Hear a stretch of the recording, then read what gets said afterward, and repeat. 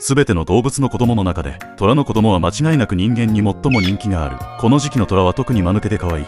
まるで子猫のようだ。どんなに触られても怒らない。頭が撫でられてハゲそうになってもしっかりとあなたに抱きつく。面白いことに子熊にいじめられるとあなたのところに来て助けを求める。抱きしめて優しく慰めればすぐに静かに眠りにつく。生まれたばかりの虎の体重は約 1000g。 母虎のそばで安全に1週間過ごしてから目を開ける。2ヶ月後には母虎と一緒に縄張りを巡回し、怪しいものを見つけると鳴き声で追い払う。怖いけど可愛い。